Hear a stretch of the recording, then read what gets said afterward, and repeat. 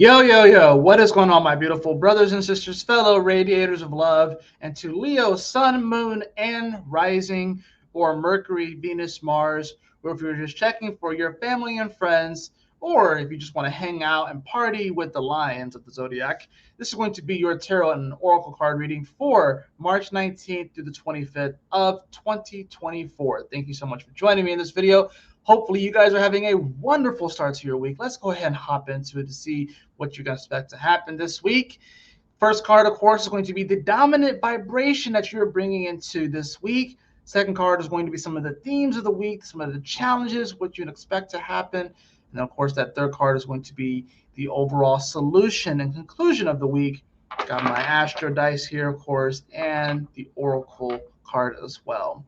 So, the dominant vibration that you're going to be bringing with you into this week is the Knight of Moths or the Knight of Wands. I'm using my Deviant Tarot today. It has like a steampunk kind of vibe to it. So we have the Knight of Moths in reverse. So it's interesting, Leo.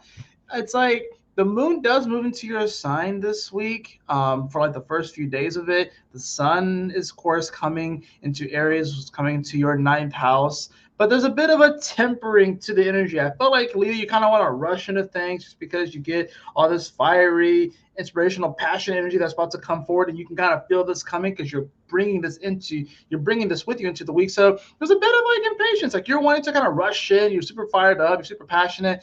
But it's like, it definitely gives me kind of Natsu Dragneel vibes from Fairy Tale. If you don't know who Natsu is, I'll just go ahead and just show you a picture. But it definitely gives me Natsu Dragneel vibes. Let me just present share screen. Yeah, it definitely gives me like this dude vibes. Like this dude just runs into situations. Doesn't matter if he is weaker or whatever like that. He's like going to overcome like really any kind of challenge and just rush it, and it doesn't matter, especially if it means to help his friends, his guild members, the people that he loves and cares about the most. He is chaotic good, if you will. So Leo, you're kind of coming into this week with a bit of that chaotic good. You're wanting to you're definitely feeling fired up. You're feeling passionate. You're feeling like you're ready to go, but it may be a little bit misguided. You may be rushing into situations that may be, you may be biting off more than you can chew. You're kind of in that kind of vibe. That doesn't mean you can't get through it and figure out a way, but that's just kind of what you're bringing into the week overall. So now, as far as like some of the challenges that are going to be coming up, some of the overall themes of the week I have for you is the Queen of Bees upright, the Queen of Swords upright. So you may be dealing with a prominent air sign this week, so either a Gemini, a Libra, or an Aquarius. This is an individual that's very, very intellectual. So you could be dealing with an authority kind of figure. So you could be dealing with like a boss or something like that. Or this could also just be kind of like new information that comes down that can definitely impact you in probably a pretty intense way. I think this also probably has a lot to do with the fact that we do have a full moon lunar eclipse that's happening in Libra, on the 25th. This is for you in your third house of communication. This is going to be dealing with a lot of your relationships. So probably some very important conversations are going to be coming up for Leos this week. And would not be surprised if there are some like really interesting relationship dynamics that happen towards the end of this week. But you do have that Queen of Swords. I'm definitely getting more Libra and Aquarius vibes, more so than Gemini. And mainly because, like I said, you do have Mars and Pluto, of course, in Aquarius, and then we are going to have that full moon lunar eclipse in your third house. But definitely some information that comes down that's going to be pretty intense, pretty prevalent, and is going to definitely cause some major changes in your life, especially with an eclipse. There's definitely going to be a huge shift in that particular area. Now, for the outcome of the week, I have the Nine of Dragonflies in reverse. I think this really comes down to you seeing just how far you've come, and recognizing how far you've come. Maybe even the Queen of Bees is the one that's trying to show you, no, Leo, I know you want more. That's what the Knight of Wands, I know, like the Knight of Moths. I know you want more. You want to take on more. But look actually at how far you've come. Look at the people that you have impacted. Look at the things that you have accumulated. There's not it's not a bad thing, the Nine of Cups in reverse, but it just speaks to the inability to see what we've already manifested and the inability to appreciate what we already have.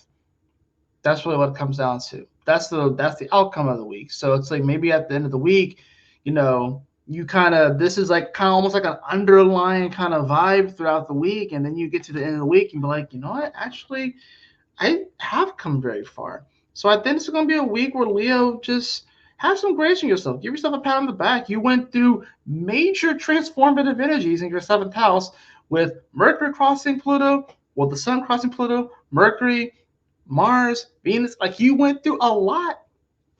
You went through a lot. A lot of things that we've never experienced, and I was opposing you, right? So, yeah, have a little bit of grace in yourself, Leo. I have, man, of course, you would have the freaking highest numbers so far. And a lot of the numbers this week are actually pretty high as far as the influence. I got Pluto 29. Pluto 29. It kind of actually is, maybe this is a bit of a precursor to when Pluto comes back into Capricorn and hits 29 degrees. And that's where it's going to stop, because it's not going to go that much further back into Capricorn. But Pluto's influence is going to be strong this week. You're probably going to feel it a lot actually on this Tuesday when the moon actually goes into your sign and opposes Pluto. But Pluto's influence is going to be a bit strong. And I think that's some of the pressure that you're feeling, and probably why the Nine of Dragonflies is reversed here, is because you're feeling the pressure from the universe to do all these things, to do all these big things, and to make such a big difference and a big impact, that you're failing to see the impact that you have already made and how important that is. Now, for your oracle card message, I have alchemy, the card of alchemy. The frequency of alchemy activates our magical ability and remembrance of the magic that we all hold inside. Each one of us has the potential to access the ancient knowledge that allow the true alchemist to perform the miracles of transmutation. This is going to be a lesson in alchemy this week. You're going to have to learn how to be a little bit adaptable. You're going to have to learn how to take situations and turn them into gold this week. And there are going to be moments throughout the week, like I said, the kind of underlying energy is that there's a bit of restlessness here, because you feel like you're running out of time. Maybe you feel like you're running out of time. Maybe you feel like you don't have enough, like you haven't done enough, but you absolutely have. So I think this is going to come down to whether or not you can kind of see situations this week and alchemize them. I think this is really going to come down to an alchemy as far as like your emotions go, and really be like, you know what, these emotions will pass. And yeah, I really think with Leo, I think it really just comes down to your perceptions this week. I think it's like you feel like you have to do so much right now, and there's a lot of pressure on you. But I feel like you're putting that pressure on yourself. Yes, all the planets do revolve around the sun. Yeah, but it's like you're putting so much fucking pressure on yourself that you can stress yourself out this week. You can stress yourself out this week. But I really feel like there's no need to stress yourself out this week, because you've done so much more than you realize.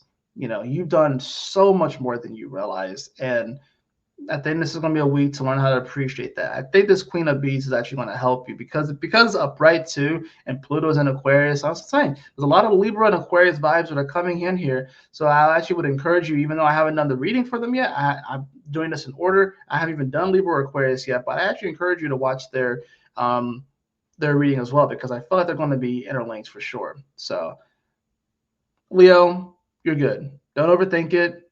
You've done a lot. You're going to continue to create. You're going to continue to move forward and do positive things, but you've already done a lot. So recognize that and appreciate the value that you bring to the table. That's going to do it for your tarot and oracle card reading this week, Leo. Hope that you all enjoyed it, and I trust that it will assist you on your journey this week. If you did enjoy this, please like, share, and subscribe. I definitely appreciate it. If you'd like to have a personal reading with me, beloved, you can follow the link in the description below to my website, jphoenix.com. As always, y'all take care, stay blessed, have a wonderful week, Leo. I will see you all on the next tarot and oracle card reading. Peace.